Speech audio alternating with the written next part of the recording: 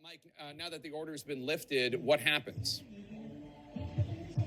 Well, we're waiting to hear from President Yoon Suk-yeol, a conservative politician known in South Korea for years, a strong prosecutor who takes a... It's been overturned by Parliament. Will Ripley, our colleague in Taipei, was just saying it should take a simple majority of Parliament to overturn this, and that has happened within the past 2 to 3 minutes. Applause breaking out in the National Assembly. We're headed there now, but certainly a feeling of palpable apprehension of demonstrators trying to get to the National Assembly. We're seeing members of the military, law enforcement, in their green camouflaged helmets and uniforms.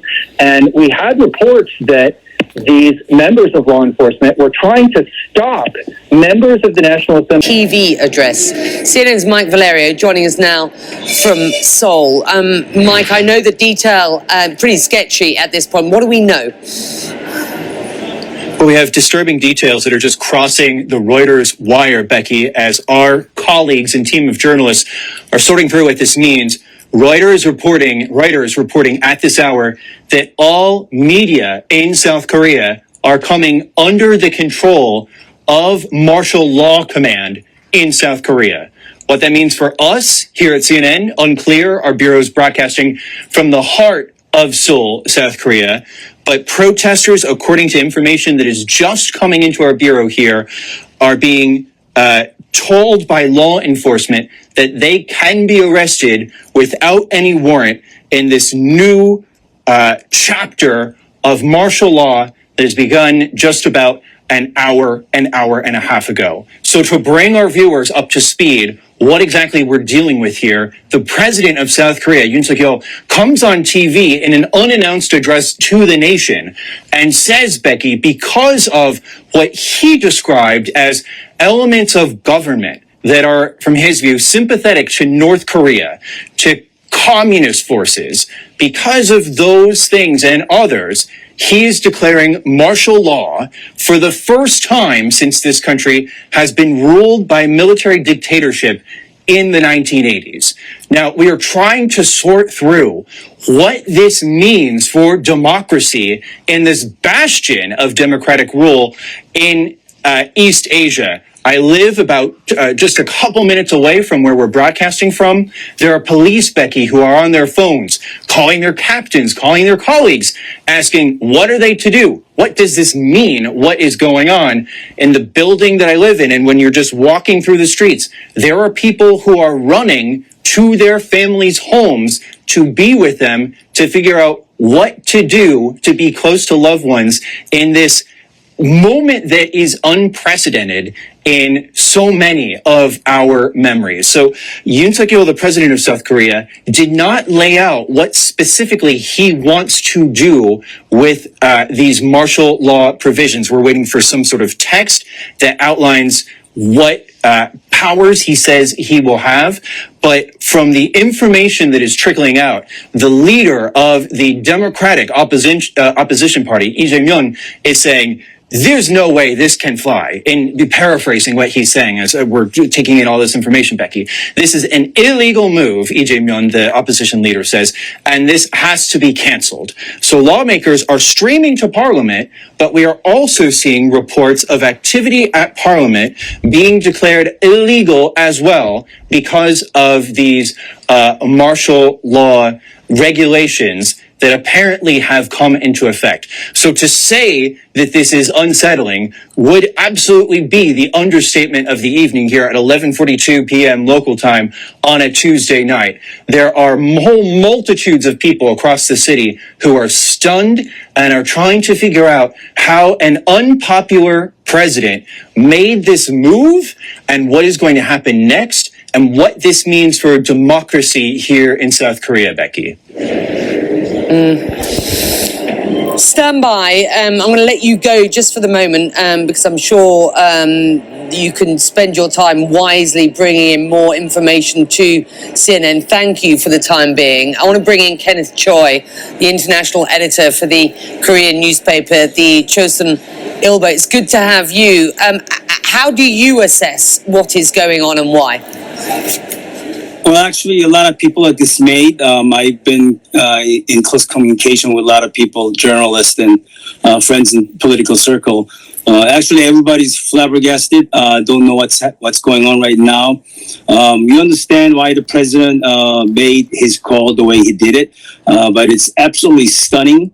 It seems like he hasn't informed a lot of people, even inside his circle. So there's a lot of confusion going on. The opposition party has filed go ahead.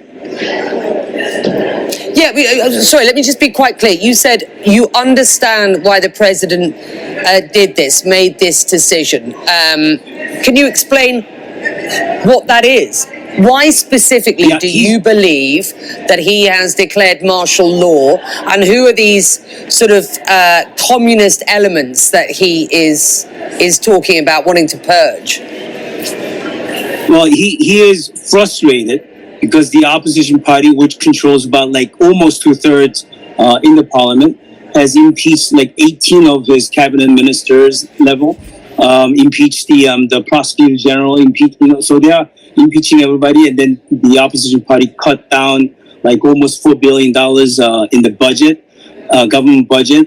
So he believed that the opposition party is trying to shut his government down, and he believed that all the leftist element from the North Korean agents, whatever, has penetrated into this movement, and they are sort of inciting all these instability. I'm not sure whether this is deemed necessary to have a martial law. That's a secondary question, but when I said I understand why he did it, because he's frustrated. I'm not sure whether that's justified, because even the president of the ruling party said he would try to stop this. So right now there's a lot of confusion going on. The martial law committee chair, I guess, whoever it is, has declared that no political activity is allowed from now on. So I think, as you said, the very essence of our democracy is probably come to a halt. I don't know whether it's a price we should pay.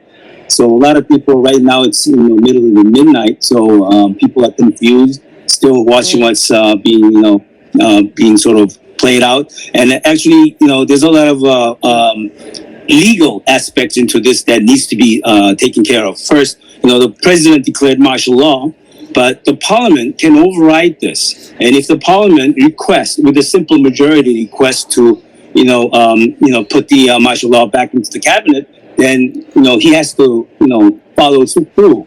But the question is, will he, or, does he, bind to follow through, or does he, just continue to declare, the president declared martial law, but the parliament can override this. And if the parliament requests, with a simple majority request to, put the martial law back into the cabinet, then, he has to, follow through. But the question is, will he, or, does he, bind to follow through, or does he, just continue to declare martial law? It still remains to be seen. So, a lot of people are very, very confused at this time of hour. You said a lot of people are confused. It is obviously very late at night. This announcement was made on live television at 10:30 at night. Can you explain why you believe that the president might have made this decision to go live with this so late in the evening? Why not wait until tomorrow? I mean, is there any understanding as to whether he thought, leaving this until the morning would have been a risk? I have no idea, to tell you the truth. I don't know why he chose this time of the day to declare martial law.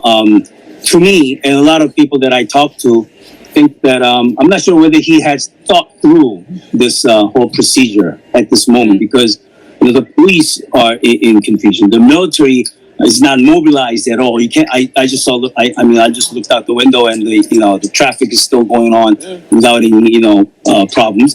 So and then the martial law committee just declared that no political association is allowed. But that's just words. There's no physical movement by the military or police. So the order rescinded by President Yoon. That's right. President Yoon has given another televised speech to the public saying that as soon as he has the quorum and can get his cabinet members together, he will lift the martial law, and he's already pulled back the troops from the National Assembly. Now, the question is, what next? The National Assemblymen and women are still in the building right behind me at the National Assembly because they don't know if President Yoon will truly back off this easily. I think there's still this sense of this disbelief that Yoon would play such a high-stake game and then back off so easily.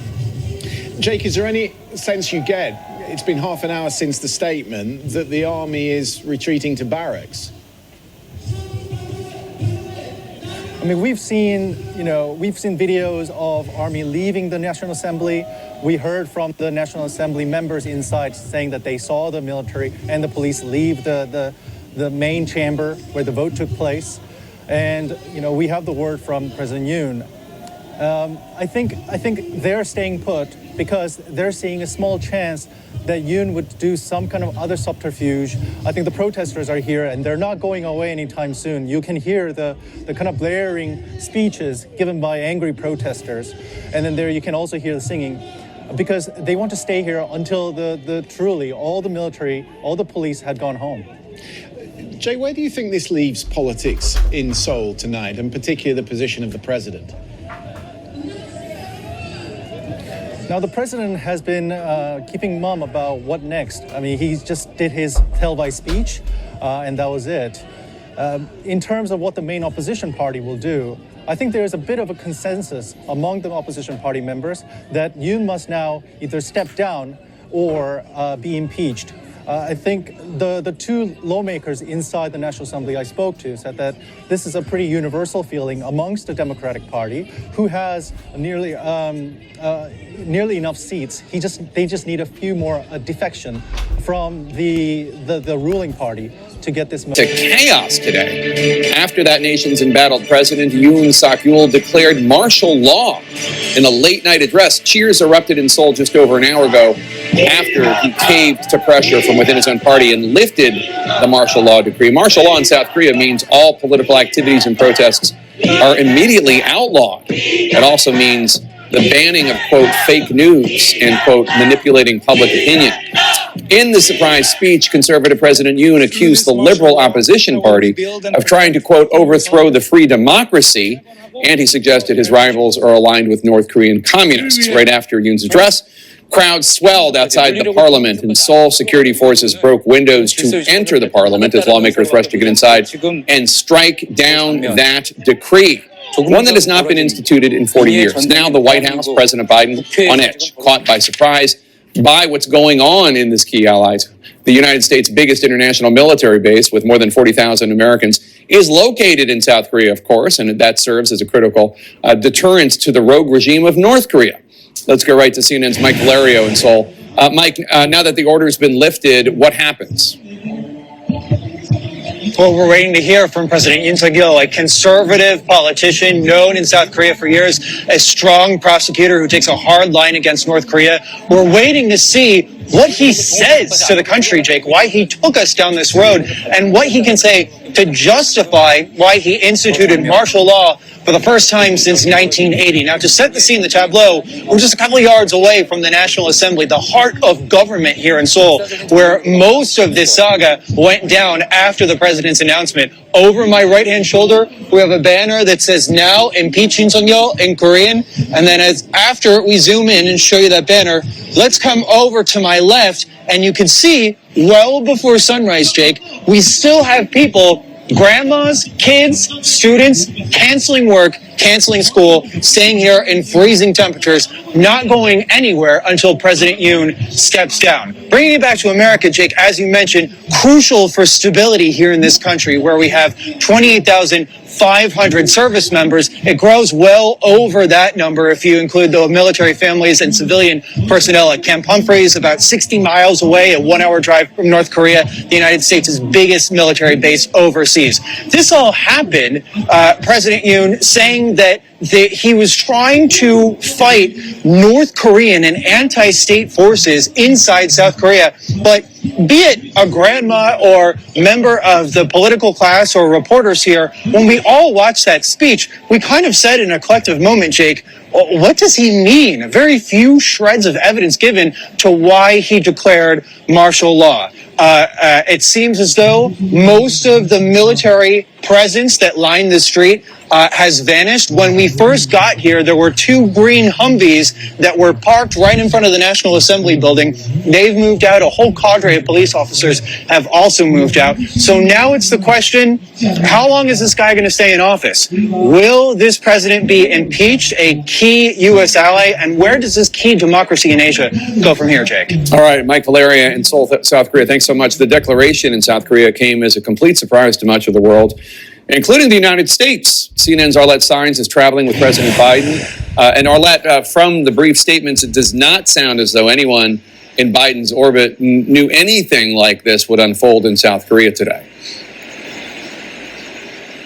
No, Jake, this really came as a complete surprise to President Biden and officials across the federal government. A National Security Council spokesperson said that the U.S. did not receive any advance notification of President Yoon's declaration of martial law, and officials across the government spent the days really scrambling, trying to figure out what exactly had happened here. Now, the U.S. government has been in touch with the South Korean government, and a State Department spokesperson this afternoon had said that the U.S. hope was that this would be resolved peacefully. But for President Biden's part, we have heard very little, almost nothing from him relating to this situation. After he delivered a speech at the National Museum of Slavery here in Angola this afternoon, the president briefly answered a reporter's question, saying that he was about to be briefed on the situation. The White House later confirmed that the president was briefed as he took his motorcade from that speech site to his hotel. But beyond that, we have yet to hear from President Biden. It does come, as Mike was noting, the U.S. considers South Korea to be such a crucial ally. President Biden himself has spent a lot of time fostering that relationship, including directly with President Yoon. So it kind of highlights the tricky situation that the White House has been here throughout the course of the day. But it is a curious decision from the White House to not have President Biden comment in any way, especially when he has staked so much of his presidency on the need to preserve and protect democracy and democratic institutions at home and abroad. All right, Arlette, thank you so much.